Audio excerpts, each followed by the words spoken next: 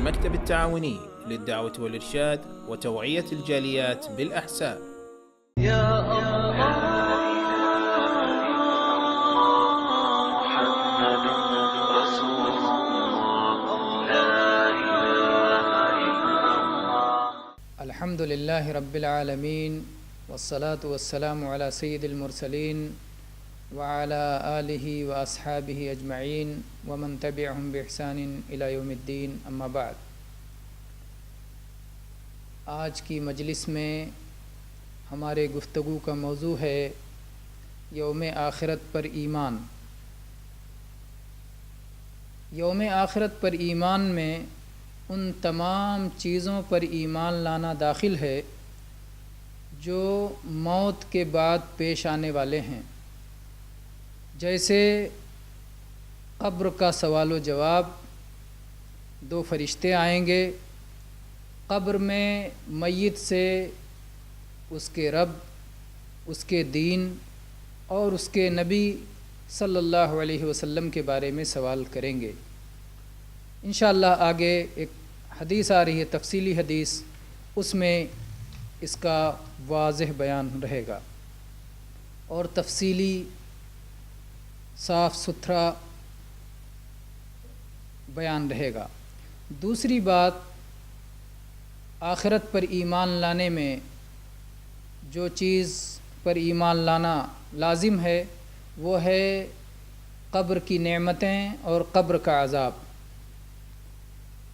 برا رضی اللہ عنہ کی صحیح حدیث ہے، مسند احمد اور حدیث کی دوسری کتابیں موجود ہے. کہتے ہیں کہ ہم لوگ یعنی صحابہ کرام نبی کریم صلی اللہ علیہ وسلم کے ساتھ ایک انصاری صحابی کے جنازے میں گئے، قبر کے پاس پہنچے. جب انہیں دفن کیا جا رہا تھا، صحابہ کرام نبی کریم صلی اللہ علیہ وسلم کے آس پاس بیٹھ گئے اور ایسے بیٹھے ہوئے تھے جیسے سروں پر چڑیا بیٹھی ہو. اللہ کے نبی کریم صلی اللہ علیہ وسلم کے ہاتھ میں ایک تنکا تھا جس سے زمین میں آپ کرید رہے تھے کہ آپ نے اپنے سر کو اٹھایا اور فرمایا استعیذوا باللہ من عذاب القبر. آپ نے 2 بار یا 3 بار فرمایا کہ قبر کے عذاب سے اللہ کی پناہ طلب کرو. پھر آپ نے فرمایا جب ایک صاحب ایمان بندہ دنیا سے کٹ کر آخرت کی طرف جانے والا ہوتا ہے تو آسمان سے نہایت سفید چہرے والے فرشتے نازل ہوتے ہیں، گویا کہ ان کا چہرہ آفتاب ہے، آفتاب کی طرح، سورج کی طرح ان کا چہرہ روشن ہوتا ہے. ان کے ساتھ میں جنت کا کفن اور جنت کی خوشبو ہوتی ہے. میت کے سامنے تا حد نگاہ وہ بیٹھ جاتے ہیں. پھر ملک الموت علیہ السلام تشریف لاتے ہیں اور وہ میت کے سرہانے بیٹھ جاتے ہیں اور کہتے ہیں یا ایتھا النفس الطیبہ اخرجی الی مغفرۃ من اللہ ورضوان. اے پاکیزہ نفس، اللہ کی بخشش اور اللہ کی رضا کی طرف نکل کے چل. اللہ کے نبی صلی اللہ علیہ وسلم فرماتے ہیں وہ نفس، وہ روح جسم سے ایسے ہی نکلتی ہے جیسے مشق سے پانی کا قطرہ بہہ کر باہر نکلتا ہے.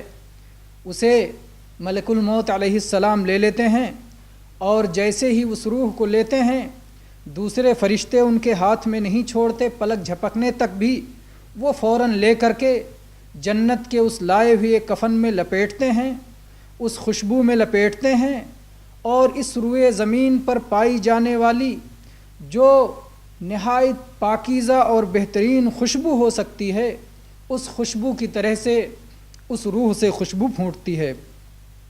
نبی صلی اللہ علیہ وسلم فرماتے ہیں پھر فرشتے اس روح کو لے کے اوپر چڑھتے ہیں اور فرشتوں کے جس گروپ کے پاس سے بھی گزرتے ہیں سارے فرشتے سوال کرتے ہیں یہ پاکیزہ روح کون سی ہے، کس کی روح ہے؟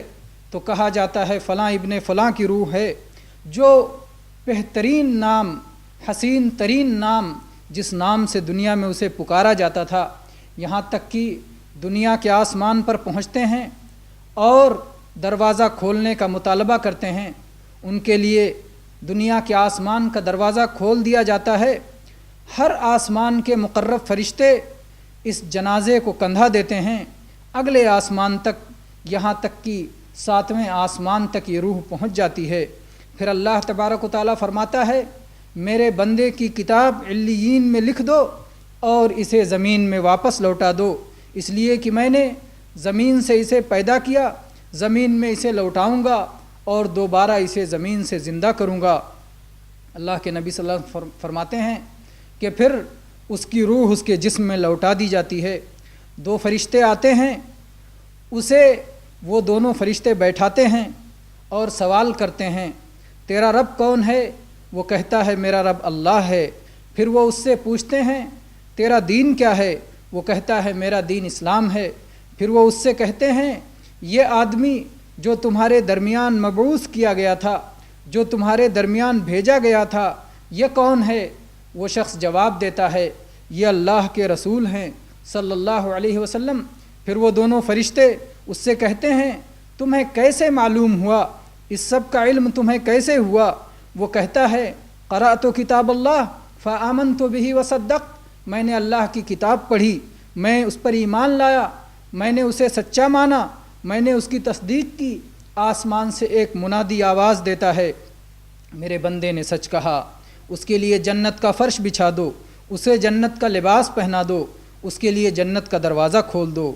پھر جنت کی ہوا اور جنت کی خوشبو اس کے لیے آنے لگتی ہے اور تا حد نگاہ اس کی قبر کو کشادہ کر دیا جاتا ہے۔ پھر ایک نہایت حسین و جمیل صورت کا شخص آتا ہے، اس کے کپڑے بھی نہایت خوبصورت ہوتے ہیں، اس کی خوشبو بھی بہت پاکیزہ ہوتی ہے۔ وہ کہتا ہے کہ خوش ہو جاؤ، بشارت حاصل کرو کسی ایسی چیز کی جس سے تمہیں مسرت ملنے والی ہے، آج ہی کا وہ دن ہے جس کا تم سے وعدہ کیا جا رہا تھا۔ وہ کہتا ہے تم کون ہو؟ تمہارا چہرہ ایسا بتلا رہا ہے کہ تم کچھ خیر لے کے آئے ہو۔ وہ کہتا ہے میں تمہارا نیک عمل ہوں۔ اس کے بعد یہ بندہ کہتا ہے کہ اے اللہ قیامت قائم کر دے تاکہ میری اپنے اہل و عیال سے ملاقات ہو جائے، میں اپنوں اہل و عیال کی طرف واپس جا سکوں۔ یہ حال نبی کریم صلی اللہ علیہ وسلم نے بیان فرمایا ایک ایمان والے بندے کا، اور اس کے بعد میں پھر آپ نے کافر بندے کا حال بیان کرنا شروع کیا۔ آپ نے فرمایا کہ ایک کافر بندہ جب دنیا سے کٹ کر آخرت کی طرف جانے والا ہوتا ہے تو آسمان سے سیاہ فام فرشتے اترتے ہیں، ان کے ہاتھوں میں ٹاٹ ہوتا ہے، وہ تا حد نگاہ اس کے سامنے بیٹھ جاتے ہیں۔ پھر ملک الموت علیہ السلام تشریف لاتے ہیں، وہ اس کے سر کے پاس بیٹھ کے کہتے ہیں اے خبیث نفس، اللہ کے غضب اور اللہ کی ناراضگی کی طرف چل۔ یہ سن کر وہ روح پورے جسم میں پھیل جاتی ہے، یہاں تک کہ بھیگی ہوئی روئی سے سیخ یا لوہے کی میخ جس طرح سے کھینچ کے نکالی جاتی ہے، اس طرح سے ملک الموت علیہ السلام اس روح کو نکالتے ہیں، اور جب وہ روح نکال کے اپنے ہاتھ میں لیتے ہیں، آئے ہوئے فرشتے ان کے ہاتھ میں پلک جھپکنے تک بھی چھوڑتے نہیں، اسے اس ٹاٹ میں لپیٹتے ہیں، اور اس سے اس روئے زمین پر پائی جانے والی جو سب سے بدبودار لاش ہو سکتی ہے اس طرح کی بدبو پھوٹتی ہے۔ اس روح کو لے کر، اس بدبودار روح کو لے کر وہ آسمانوں کی طرف چڑھتے ہیں۔ جب بھی کسی فرشتے کے گروپ سے گزرتے ہیں وہ پوچھتے ہیں یہ کون سی خبیث روح ہے، تو وہ کہتے ہیں یہ فلاں ابن فلاں ہے۔ وہ بدترین نام لے کر کے اسے بلاتے ہیں جس بدترین نام سے اسے دنیا میں پکارا جاتا تھا، یہاں تک کہ دنیا کے آسمان تک پہنچتے ہیں، دروازہ کھولنے کا مطالبہ کیا جاتا ہے تو دروازہ نہیں کھولا جاتا۔ پھر رسول اللہ صلی اللہ علیہ وسلم نے قرآن مجید کی اس آیت کی تلاوت فرمائی لا تفتح لهم ابواب السماء ولا يدخلون الجنة حتى يلج الجمل في سم الخياط، کہ ان کے لیے آسمان کے دروازے نہیں کھولے جائیں گے اور یہ کفار و مشرکین جنت میں اس وقت تک داخل نہیں ہو سکتے جب تک کہ اونٹ سوئی کے نوک میں سے نہ نکل جائے، اور ظاہر بات ہے سوئی کے نوک میں سے اونٹ کا نکلنا ناممکن، تو ان کا جنت میں بھی جانا ناممکن۔ اللہ تبارک و تعالیٰ اس کے بعد ارشاد فرماتا ہے کہ میرے بندے کی کتاب سجین میں لکھ دو جو نہایت نچلی زمین کے پاس ہے، اور پھر اس کی روح کو وہاں سے پھینک دیا جاتا ہے۔ اللہ تعالیٰ نے جیسا کہ فرمایا وَمَن يُشْرِكْ بِاللَّهِ فَكَأَنَّمَا خَرَّ مِنَ السَّمَاءِ فَتَخْطَفُهُ الطَّيْرُ أَوْ تَهْوِي بِهِ الرِّيحُ فِي مَكَانٍ سَحِيقٍ۔ پھر اللہ کے نبی کریم صلی اللہ علیہ وسلم فرماتے ہیں کہ اس کی روح اس کے جسم میں واپس کر دی جاتی ہے، اور 2 فرشتے آتے ہیں اور اسے بیٹھاتے ہیں اور اس سے کہتے ہیں تیرا رب کون ہے؟ کہتا ہے ہائے ہائے مجھے نہیں معلوم۔ پھر پوچھتے ہیں تیرا دین کیا ہے؟ وہ کہتا ہے ہائے ہائے مجھے نہیں معلوم۔ پھر اس سے کہتے ہیں یہ شخص جو تم میں بھیجا گیا تھا اس کے بارے میں تم کیا کہتے ہو؟ کہتا ہے وہ کافر جواب دیتا ہے ہائے ہائے مجھے نہیں معلوم۔ آسمان سے ایک منادی آواز دیتا ہے یہ جھوٹ بول رہا ہے، اس کے لیے آگ کا فرش بچھا دو، اس کے لیے جہنم کا دروازہ کھول دو۔ جہنم کی گرمی اور جہنم کی لپٹ اسے پہنچتی ہے، اور اس کی قبر میں اسے اس طرح تنگ کر دیا جاتا ہے، قبر ایسے اسے اپنے جکڑ لیتی ہے کہ اس کی پسلیاں ادھر کی ادھر ہو جاتی ہیں۔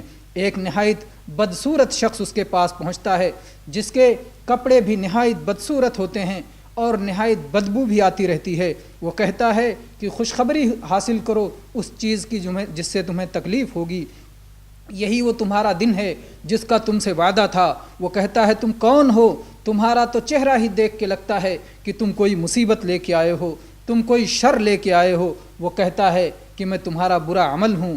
پھر یہ بندہ کہتا ہے کہ اللہ قیامت نہ قائم کر، کیونکہ قیامت قائم ہوگی تو اس کی سزا اور پوری طور سے بڑھ کر کے اس کے پاس آ جائے گی۔ تو وہ کہتا ہے قیامت نہ قائم کر۔ تمام اہل سنت و جماعت اس بات پر متفق ہیں کہ قبر کا عذاب جسم و روح دونوں پر ہوگا۔ تو میرے بھائیوں، اس طرح آخرت پر ایمان میں جس طرح سے قبر کے سوال و جواب پر ایمان ہے، جس طرح سے قبر کے اندر کی نعمتوں اور عذاب پہ ایمان ہے، اسی طرح سے اس میں ایمان لانے میں یہ بھی داخل ہے کہ ہم اس بات پر بھی ایمان لائیں کہ قیامت قائم کرنے کے لیے سور میں پھونک مارا جائے گا اور اس کے بعد تمام لوگ زندہ اٹھ کھڑے ہوں گے۔ اور چوتھی بات جس پر ایمان لانا ضروری ہے وہ یہ کہ مرنے کے بعد دوبارہ سب کو زندہ کر کے اٹھایا جائے گا۔ انسانوں کو بھی زندہ کر کے اللہ کے پاس لے جایا جائے گا، جناتوں کو بھی، جانوروں کو بھی، حیوانات کو بھی، مویشیوں کو بھی، کیڑے مکوڑوں کو بھی، سب کو اللہ کے پاس اکٹھا کیا جائے گا۔ سب کا حساب و کتاب جو ہے سب کو وہاں پر میدان محشر میں اکٹھا کیا جائے گا، جیسا کہ قرآن پاک میں اللہ تبارک و تعالی نے فرمایا وَنُفِخَ فِي الصُّورِ فَإِذَا هُم مِّنَ الْأَجْدَاثِ إِلَىٰ رَبِّهِمْ يَنْسِلُونَ۔ اور سور میں پھونک مارا جائے گا، سب اپنی قبروں سے اٹھ کر اللہ کی طرف چل پڑیں گے۔ قالوا یا ویلنا من بعثنا من مرقدنا هذا ما وعد الرحمن وصدق المرسلون۔ کہیں گے ہائے ہماری تباہی، ہم کو ہماری خوابگاہ سے کس نے جگا دیا، ہماری قبر سے ہمیں کس نے اٹھا دیا؟ یہ تو رحمان کا وعدہ ہے اور رسولوں نے سچ ہی کہا تھا۔ ان کانت الا صیحۃ واحدۃ فاذا هم جميع لدینا محضرون۔ یہ تو ایک چیخ ہوگی کہ بس پھر یہ سور کی جو آواز ہوگی، چیخ ہوگی، اور اس کے بعد سب کے سب اکٹھا اللہ تبارک و تعالیٰ کے پاس حاضر ہو جائیں گے۔ اور اسی طرح سے اللہ تعالیٰ نے قرآن پاک میں فرمایا وَمَا مِن دَابَّةٍ فِي الْأَرْضِ وَلَا طَائِرٍ يَطِيرُ بِجَنَاحَيْهِ إِلَّا أُمَمٌ أَمْثَالُكُمْ مَا فَرَّطْنَا فِي الْكِتَابِ مِن شَيْءٍ ثُمَّ إِلَىٰ رَبِّهِمْ يُحْشَرُونَ۔ کہ اس روئے زمین پر کوئی چوپایا ایسا نہیں، کوئی پرندہ ایسا نہیں جو اپنے بازوؤں سے اڑتا ہو، مگر یہ سب تمہاری مثل قومیں ہیں، تمہاری مثل امتیں ہیں۔ ہم نے کتاب میں کوئی چیز چھوڑی نہیں ہے، سب کو درج کر دیا ہے، اور ان سب کو ان کے رب کی طرف اکٹھا ہونا ہے۔ تو حشر سب کا حشر ہوگا، اس پر ہمارا ایمان ہے۔ اسی طرح سے ہمارا اس پر بھی ایمان ہے، یا آخرت پر ایمان میں یہ بات بھی داخل ہے کہ قیامت کے دن حساب ہوگا، اور حساب میں کئی باتیں آتی ہیں۔ حساب میں یہ آتا ہے کہ ترازو ہوگا جس میں اعمال کا وزن کیا جائے گا۔ قرآن پاک میں اللہ تبارک و تعالیٰ نے کئی آیات میں ترازو کا اور عمل کے وزن کا ذکر کیا ہے۔ اللہ تعالیٰ نے فرمایا وَنَضَعُ الْمَوَازِينَ الْقِسْطَ لِيَوْمِ الْقِيَامَةِ فَلَا تُظْلَمُ نَفْسٌ شَيْئًا وَإِنْ كَانَ مِثْقَالَ حَبَّةٍ مِّنْ خَرْدَلٍ أَتَيْنَا بِهَا وَكَفَىٰ بِنَا حَاسِبِينَ۔ کہ ہم قیامت کے دن عدل کا ترازو، انصاف کا ترازو رکھیں گے، اور کسی جان پر کچھ بھی ظلم نہیں ہوگا۔ اگر رائی کے دانے کے برابر بھی کسی کا کوئی عمل ہوگا تو ہم اسے لا حاضر کریں گے اور ہم حساب کے لیے کافی ہیں۔ اور ایسے ہی اللہ تبارک و تعالیٰ نے سورہ قاریعہ میں فرمایا فَأَمَّا مَنْ ثَقُلَتْ مَوَازِينُهُ فَهُوَ فِي عِيشَةٍ رَاضِيَةٍ وَأَمَّا مَنْ خَفَّتْ مَوَازِينُهُ فَأُمُّهُ هَاوِيَةٌ۔ تو یہاں کسی کا میزان، کسی کا ترازو وزنی ہوگا اور کسی کا ترازو ہلکا ہوگا، یعنی کسی کے اعمال کی وجہ سے اس کا ترازو وزن کی وجہ سے نیچے چلا جائے گا، کسی کا ترازو میں اس کے عمل ہلکے ہونے کی اس ترازو اوپر اٹھ جائے گا۔ تو اللہ تعالیٰ نے ترازو کا اور عمل کے وزن کا یہاں پر ذکر فرمایا۔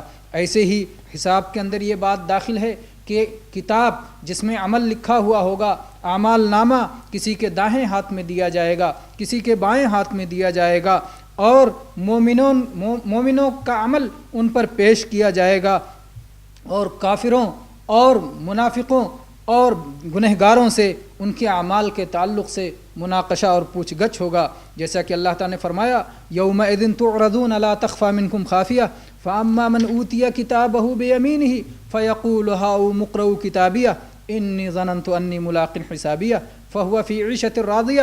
تو یہاں اللہ تعالیٰ نے فرمایا فاما من اوتی کتابہ بیمینہ فیقول ہاؤم اقرؤوا کتابیہ، جس کا کتاب، جس کا نامہ اعمال اس کے داہنے ہاتھ میں دیا جائے گا، وہ کہے گا لوگو آؤ میری کتاب پڑھ لو، خوش رہے گا، سب کو اپنا نامہ اعمال دکھاتا رہے گا۔ انی ظننت انی ملاق حسابیہ، مجھے اس بات کا پورا یقین تھا کہ مجھے میرا حساب و کتاب ہونے والا ہے۔ فہو فی عیشۃ راضیہ، تو وہ ایسی زندگی میں ہوگا جس میں اسے خوشی حاصل ہوگی۔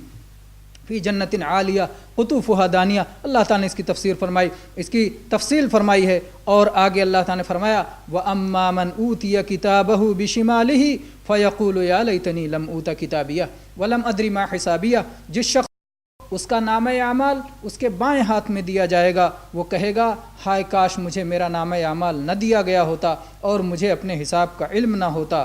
تو اس طرح سے تو دائیں اور بائیں ہاتھ میں نامہ اعمال دینے کا ذکر ہے۔ اور ایسے ہی اللہ تبارک و تعالیٰ نے قرآن مجید میں اور ایک جگہ اس کتاب کا ذکر فرماتے ہوئے فرمایا وَوَضِعَ الْكِتَابَ فَتَرَى الْمُجْرِمِينَ مُشْفِقِينَ مِمَّا فِيهِ وَيَقُولُونَ يَا وَيْلَتَنَا مَا لِهَذَا الْكِتَابِ لَا يُغَادِرُ صَغِيرَةً وَلَا كَبِيرَةً إِلَّا أَحْصَاهَا وَوَجَدُوا مَا عَمِلُوا حَاضِرًا وَلَا يَظْلِمُ رَبُّكَ أَحَدًا، کہ مجرمین جب یہ کتاب پائیں گے، نامہ اعمال دیکھیں گے تو اس میں کیا درج ہے اس سے خوف زدہ ہوں گے اور کہیں گے ہائے اس کتاب کو کیا ہو گیا ہے کہ نہ کوئی چھوٹی بات چھوڑی ہے نہ کوئی بڑی بات چھوڑی ہے، سب کا اس میں اندراج ہے، جو کچھ انہوں نے کیا تھا سب وہاں حاضر پائیں گے اور آپ کا رب کسی پر کچھ بھی ظلم نہیں کرے گا۔ اسی طرح سے صحیح بخاری اور صحیح مسلم میں عدی ابن حاتم رضی اللہ عنہ کی حدیث ہے، کہتے ہیں ما منکم احد الا سیکلمہ اللہ، تم میں سے کوئی بندہ ایسا نہیں جس سے اللہ تبارک و تعالیٰ گفتگو نہ فرمائے، براہ راست اس کے اور اللہ کے بیچ میں کوئی ترجمان نہیں ہوگا۔ وہ بندہ اپنے سامنے دیکھے گا، اپنے پیش کیے ہوئے اعمال کو پائے گا، اپنے بائیں دیکھے گا، اپنے پیش کیے ہوئے اعمال کو پائے گا، اپنے سامنے دیکھے گا، دائیں دیکھا تو اعمال نظر آئے، بائیں دیکھا تو اعمال نظر آئے، سامنے دیکھا تو جہنم کو بھڑکتا ہوا دیکھے گا۔ اللہ کے نبی صلی اللہ علیہ وسلم فرمایا جہنم سے اپنے آپ کو بچا لو، چاہے کھجور کا ایک ٹکڑا ہی صدقہ دے کر کیوں نہ ہو۔ تو بہرحال میرے بھائیوں، اہل ایمان اور وہ لوگ جن کے اللہ تبارک و تعالیٰ نے گناہوں کی مغفرت فرما دی، ان کے اعمال ان کے سامنے پیش کیے جائیں گے، ان کا پوچھ گچھ نہیں ہوگا، لیکن وہ لوگ جن کے گناہوں کی بخشش نہیں ہوئی ان سے ان کے اعمال کے بارے میں مناقشہ ہوگا، سوال و جواب ہوگا، پوچھ گچھ ہوگی، انہیں ڈانٹا جائے گا، ان کی سرزنش کی جائے گی، ان کا عتاب کیا جائے گا۔ کچھ لوگ تو ایسے بھی بد نصیب ہوں گے کہ تمام مخلوقات کے سامنے جن کی فضیحت ہو جائے گی، اگر کوئی اپنے کسی عمل کا انکار کرے گا تو اللہ تبارک و تعالیٰ اس کے خلاف گواہی دے گا، فرشتے جو اعمال لکھ رہے تھے وہ گواہ بنیں گے، بلکہ اگر ضرورت ہوئی تو ان کے اعضاء بھی ان کے خلاف گواہی دیں گے اور ایک ایک عضو بتائے گا کہ میں نے یہ گناہ کیا تھا، جیسا کہ اللہ تعالیٰ نے قرآن مجید میں ارشاد فرمایا یوم تشہد علیہم السنتہم وایدیہم وارجلہم بما کانوا یعملون، وہ دن ہوگا کہ جب ان کی زبانیں، ان کے ہاتھ اور ان کے پاؤں ان کے عمل کی گواہی دیں گے۔ اور اسی طرح سے ایک آیت میں اللہ تعالیٰ نے فرمایا الیوم نختم علی افواہہم وتکلمنا ایدیہم وتشہد ارجلہم بما کانوا یکسبون، کہ اس دن ہم ان کے منہ پر مہر لگا دیں گے، ان کے ہاتھ بات کریں گے، ان کے پیر گواہی دیں گے جو کچھ انہوں نے کیا تھا۔ اسی طرح سے ایک اور آیت میں اللہ تبارک و تعالیٰ نے اس کا نقشہ کچھ اس انداز میں کھینچا ہے، وَيَوْمَ يُحْشَرُ أَعْدَاءُ اللَّهِ إِلَى النَّارِ فَهُمْ يُوزَعُونَ حَتَّى إِذَا مَا جَاءُوهَا شَهِدَ عَلَيْهِمْ سَمْعُهُمْ وَأَبْصَارُهُمْ وَجُلُودُهُمْ بِمَا كَانُوا يَعْمَلُونَ وَقَالُوا لِجُلُودِهِمْ لِمَ شَهِدتُّمْ عَلَيْنَا قالوا انطقنا الله الذي انطق كل شيء وهو خلقكم اول مره واليه ترجعون، کہ اللہ تعالیٰ فرما رہا ہے کہ جب وہ اللہ کے پاس پہنچیں گے تو ان کے کان اور ان کی آنکھیں اور ان کے چمڑے ان کے عمل کی گواہی دیں گے۔ وہ اپنے چمڑے سے کہیں گے تم ہمارے خلاف کیوں گواہی دے رہے ہو؟ تو چمڑا کہے گا کہ اللہ تبارک و تعالیٰ نے آج ہمیں بولنے کی طاقت دی ہے، جس نے تمام چیزوں کو نطق عطا فرمایا، بولنے کی طاقت دی، ہمیں بھی بولنے کی طاقت دی۔ تو اس لیے جب آج اللہ تعالیٰ کا یہ حکم ہو رہا ہے تو ہم اس کے حکم کی تابعداری کر رہے ہیں۔ اسی طرح سے حساب و کتاب پر ایمان میں یہ بات بھی شامل ہے کہ ہم شفاعت پہ ایمان لائیں۔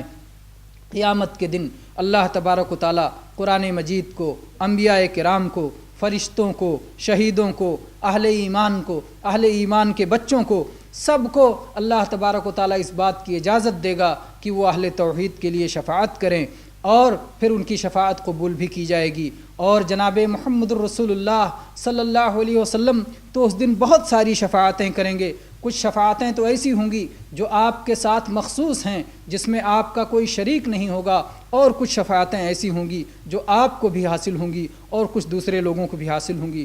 جیسے ہے شفاعت عظمیٰ جو نبی کریم صلی اللہ علیہ وسلم کے ساتھ خاص ہے، کہ اس دن جب فیصلے کے لیے سارے لوگ میدان محشر میں اکٹھا ہوں گے اور دھوپ سے، گرمی سے اور اس کی مشقتوں سے پریشان ہوں گے، انبیاء کے پاس جائیں گے، آدم علیہ السلام کے پاس، نوح علیہ السلام کے پاس، ابراہیم علیہ السلام کے پاس، موسیٰ علیہ السلام کے پاس، عیسیٰ علیہ السلام کے پاس، سب کے پاس جائیں گے اور سب کے سب معذرت کر دیں گے۔ جب آخر میں جناب محمد الرسول اللہ صلی اللہ علیہ وسلم کے پاس آئیں گے تو آپ کہیں گے ہاں میں سفارش کروں گا، میں سفارش کروں گا۔ آپ جائیں گے، عرش کے نیچے سجدے میں گر پڑیں گے اور اس کے بعد اپنے رب کی حمد و ثنا بیان فرمائیں گے، اور اس کے بعد اللہ تعالیٰ کی طرف سے کہا جائے گا اپنا سر اٹھائیے، مانگیے ملے گا، سفارش کیجئے سفارش قبول کی جائے گی۔ تو پھر آپ آدم علیہ السلام کی تمام اولاد کے لیے شفاعت فرمائیں گے کہ ان کا جلد سے جلد فیصلہ کر دیا جائے۔ اس کا نام شفاعت عظمیٰ ہے، اس میں نبی کریم صلی اللہ علیہ وسلم کا کوئی شریک نہیں۔ دوسری شفاعت جو آپ کے ساتھ خاص ہوگی وہ یہ کہ اہل جنت کے لیے آپ شفاعت فرمائیں گے کہ انہیں جنت میں داخل کر دیا جائے۔ اور اس کے بعد تیسری شفاعت یہ ہوگی کہ جو اہل توحید جہنم کے مستحق ہو گئے ہیں اپنے برے اعمال کی وجہ سے، اپنے کبائر کی وجہ سے، ان کے بارے میں آپ کی شفاعت ہوگی کہ انہیں جہنم میں نہ ڈالا جائے، نہ داخل کیا جائے۔ اور چوتھی شفاعت یہ ہوگی کہ جو لوگ جہنم میں داخل کیے جا چکے ہیں انہیں جہنم سے نکال لیا جائے۔ یہ تیسری اور چوتھی شفاعت، یعنی جہنم کے مستحق ہو جانے والوں کے لیے جہنم میں داخل ہونے سے جو ہے روک دینا، اور داخل ہو جانے والوں کے لیے وہاں سے نکال لیا جانا، یہ دونوں سفارشیں ایسی ہوں گی کہ اللہ تعالیٰ اس کا موقع دوسرے بہت سارے انبیاء کو، بہت سے فرشتوں کو اور بہت سے صدیقین و صالحین کو بھی عطا فرمائے گا۔ اور نبی کریم صلی اللہ علیہ وسلم کی ایک شفاعت اور ہوگی، اور وہ یہ ہے کہ ایک جہنمی کے عذاب کو کم کر دیا جائے۔ وہ ابو طالب ہیں، آپ کے چچا ہیں، کہ جنہوں نے آپ کا بہت ساتھ دیا، لیکن چونکہ انہوں نے لا الہ الا اللہ کا اقرار نہیں کیا اس لیے وہ جنت میں تو نہیں جا سکتے، لیکن جہنم میں ان کا عذاب کم کر دیا جائے گا۔ یہ نبی کریم صلی اللہ علیہ وسلم کی مخصوص سفارش اپنے چچا ابو طالب کے لیے خاص ہے۔ اور میرے بھائیوں، حساب و کتاب میں یہ بات بھی داخل ہے کہ قیامت کے دن جو نعمتیں ہوں گی، قیامت کے دن جو سزا ہوگی، قیامت کے دن جو عذاب ہوگا، اس پر بھی ہم ایمان لائیں۔ اور اس تعلق سے بہت ساری احادیث میں یہ بات آئی ہے کہ قیامت کے دن جب سخت گرمی اور دھوپ ہوگی تو اللہ تبارک و تعالیٰ بہت سارے اہل ایمان کو اپنا سایہ عطا فرمائے گا۔ اس دن کی مقدار 50,000 سال کے برابر ہوگی۔ اور اسی طرح سے یہ بات بھی آئی ہے صحیح حدیث میں، صحیح مسلم میں، کہ قیامت مخلوق سے قریب، سورج مخلوق کے قریب آ جائے گا، یہاں تک کہ 1 میل کے قریب ہو جائے گا۔ لوگ اپنے اپنے عمل کے مطابق پسینے سے شرابور ہوں گے، کوئی اپنے ٹخنوں تک پسینے میں ڈوبا ہوا ہوگا، کوئی اپنے گھٹنوں تک پسینے میں ڈوبا ہوا ہوگا، کوئی اپنی کمر تک پسینے میں ڈوبا ہوا ہوگا، اور کوئی تو پسینے کا لگام پہنا ہوا ہوگا، یعنی پسینے سے منہ تک ڈوبا ہوا ہوگا۔ تو یہ لوگ ہوں گے جو اپنے میدان محشر میں قیامت کے دن سزا میں رہیں گے، پریشان رہیں گے۔ اسی طرح سے یہ بات بھی بہت ساری گنہگاروں کے بارے میں آئی ہے کہ اس میدان محشر میں انہیں عذاب بھی ہوگا۔ بہرحال حساب و کتاب میں یہ بات بھی ہے کہ اس دن مخلوقات کے درمیان قصاص ہوگا، ان سے بدلے لیے جائیں گے، جیسا کہ صحیح مسلم کی حدیث ہے۔ نبی کریم صلی اللہ علیہ وسلم نے صحابہ کرام سے پوچھا کہ تم جانتے ہو مفلس کون ہے، دیوالیہ کون ہے؟ صحابہ نے کہا کہ اے اللہ کے نبی صلی اللہ علیہ وسلم، ہم میں مفلس وہ شخص ہے جس کے پاس درہم و دینار نہ ہو۔ آپ صلی اللہ علیہ وسلم نے فرمایا کہ میری امت میں مفلس وہ شخص ہوگا جو قیامت کے دن صوم و صلات لے کے آئے گا، زکوٰۃ لے کے آئے گا، کسی کو گالی دی ہوگی، کسی پر بہتان لگایا ہوگا، کسی کا مال ناحق کھایا ہوگا، کسی کا خون بہایا ہوگا، کسی کو مارا ہوگا۔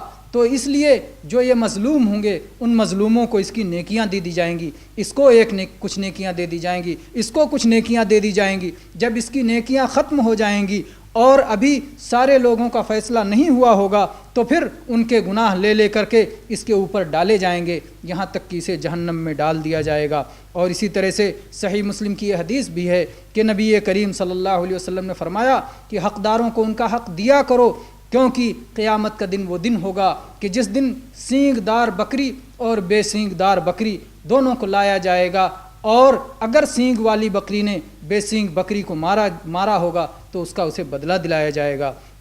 اسی طرح سے حساب و کتاب میں اس بات پر ایمان لانا بھی شامل ہے کہ جہنم کی پشت پر پل رکھا جائے گا، پل ڈالا جائے گا، اس پر سے گزرنا ہوگا، پل صراط ڈالا جائے گا۔ بخاری و مسلم کی حدیث ہے، لمبی حدیث، جس میں نبی کریم صلی اللہ علیہ وسلم کا یہ قول مروی ہے، ثم یضرب الجسر علی جہنم، پھر جہنم پہ پل رکھا جائے گا اور اس کے بعد شفاعتیں شروع ہوں گی اور سب کہیں گے اللہم سلم سلم، اے اللہ سلامت رکھ، اے اللہ سلامت رکھ۔ پھر آپ نے اس میں پل کی کیفیت بتائی کہ کیسے وہ پھسلتا ہوگا، کیسے اس کے ارد گرد کانٹے ہوں گے، کیسے اس میں سے کوئی صاحب ایمان پلک جھپکتے گزر جائے گا، کیسے کوئی بجلی کی طرح گزر جائے گا، کوئی ہوا کی طرح گزر جائے گا، کوئی پرندے کی طرح گزر جائے گا، کوئی عمدہ گھوڑے کی طرح گزر جائے گا، کوئی سلامتی کے ساتھ نجات پا جائے گا، کوئی خروچ کے ساتھ اور زخموں کے ساتھ چھوٹ جائے گا، اور کوئی جہنم میں گر جائے گا۔ اسی طرح سے حساب و کتاب میں سے یہ بھی ہے کہ قیامت کے موقف میں وہاں پر اہل ایمان اللہ تبارک و تعالیٰ کا دیدار کریں گے، اور جہنمی اس دیدار سے، مشرکین اس دیدار سے محروم رہیں گے۔ اسی طرح سے بہت ساری اور بھی باتیں جو اس موقف اور قیامت کے تعلق سے احادیث و آیات میں آئی ہیں کہ جیسے ان سب پر بھی ہم ایمان لاتے ہیں۔ آسمان پھٹ جائے گا، آسمان پگھل جائے گا، اللہ تبارک و تعالیٰ زمین کو اپنے ہاتھوں میں لے لے گا، آسمان کو اپنے ہاتھوں میں لے لے گا، زمین و آسمان بدل دیے جائیں گے، پہاڑ روئی کی طرح اڑیں گے، تارے ٹوٹ جائیں گے، جو ہے چاند بے نور ہو جائے گا، سمندر میں آگ بھڑکا دی جائے گی۔ نبی کریم صلی اللہ علیہ وسلم کا ایک حوض ہوگا کہ آپ کے نہر کوثر سے اس میں پانی گر رہا ہوگا اور وہاں اہل ایمان جا کے پانی پئیں گے۔ یہ ساری باتیں ہیں جس پر سب ہم ایمان لاتے ہیں۔ بہرحال جن چیزوں کا بھی صحیح احادیث میں ذکر ہے یا قرآن مجید میں ذکر ہے، اہل سنت و جماعت اس پر ایمان رکھتے ہیں، سلف کے طریقے پر چلنے والے اس پر ایمان رکھتے ہیں۔ اسی طرح سے آخرت پر ایمان لانے میں جنت و جہنم پر ایمان بھی شامل ہے۔ ہم اس بات پر ایمان رکھتے ہیں کہ اللہ تبارک و تعالیٰ کی ایک مخلوق ہے جنت، اور جہنم ایک مخلوق ہے، اور وہ دونوں اس وقت پیدا کیے جا چکے ہیں، دونوں موجود ہیں۔ اہل سنت کا اس پر اتفاق ہے،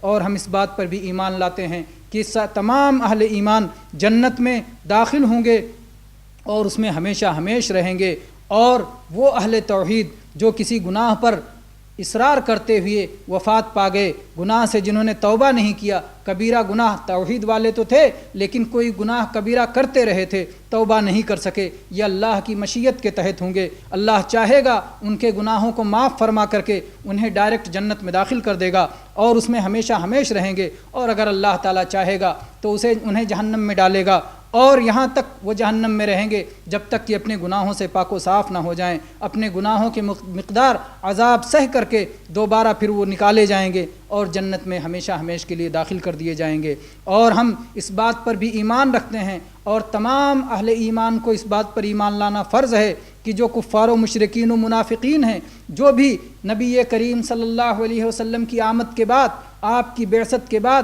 اللہ کی طرف سے آپ کے بھیجے جانے کے بعد جو آپ پر ایمان نہیں لائے، چاہے یہود و نصارہ ہوں چاہے اور کوئی ہوں، یہ سب کے سب جہنم میں داخل ہوں گے اور جہنم میں ہمیشہ ہمیشہ رہیں گے، اور یہ جہنم اور یہ جنت ہمیشہ باقی رہیں گے، یہ کبھی فنا نہیں ہوں گے۔ اللہ تبارک و تعالیٰ نے قرآن مجید میں جیسا کہ اس کا ذکر فرمایا ہے، اللہ نے فرمایا وَأَمَّا الَّذِينَ سُعِدُوا فَفِي الْجَنَّةِ خَالِدِينَ فِيهَا مَا دَامَتِ السَّمَاوَاتُ وَالْأَرْضُ إِلَّا مَا شَاءَ رَبُّكَ عَطَاءً غَيْرَ مَجْذُوذٍ۔ اور ایسے ہی اللہ تعالیٰ نے کفار کے بارے میں فرمایا يُرِيدُونَ أَن يَخْرُجُوا مِنَ النَّارِ وَمَا هُمْ بِخَارِجِينَ مِنْهَا وَلَهُمْ عَذَابٌ مُقِيمٌ۔ اور ایسے ہی اللہ تعالیٰ نے فرمایا وَمَا هُمْ بِخَارِجِينَ مِنَ النَّارِ، تو یہ کبھی بھی جہنم سے نہیں نکل سکتے۔ اور ایسے ہی اللہ تبارک و تعالیٰ کی عطا ہوگی اہل جنت پر جو غیر مجزوز، غیر منقطع ہوگی، کبھی وہ عطا ختم نہیں ہوگی، اللہ کی نوازش دائمی ہوگی، اللہ کا فضل ان پر ہمیشہ کے لیے ہوگا۔ تو یہ ہمارا ایمان ہے۔ آخرت پر ایمان میں یہ کچھ باتیں اختصار کے ساتھ پیش کی گئی ہیں۔ اللہ تبارک و تعالیٰ ہمیں صحیح طور سے آخرت پر ایمان لانے کی توفیق عطا فرمائے، اسے ہم سے قبول فرمائے، اور کل قیامت کے دن ہمارے گناہوں کی مغفرت فرما کے ہمیں جنت نصیب فرمائے۔ آمین۔ وآخر دعوانا ان الحمد للہ رب العالمین۔ اقول قولی ھذا واستغفر اللہ لی ولکم من کل ذنب فاستغفروہ انہ ھو الغفور الرحیم۔ الحمد للہ رب العالمین وصلی اللہ علی نبینا وسلم۔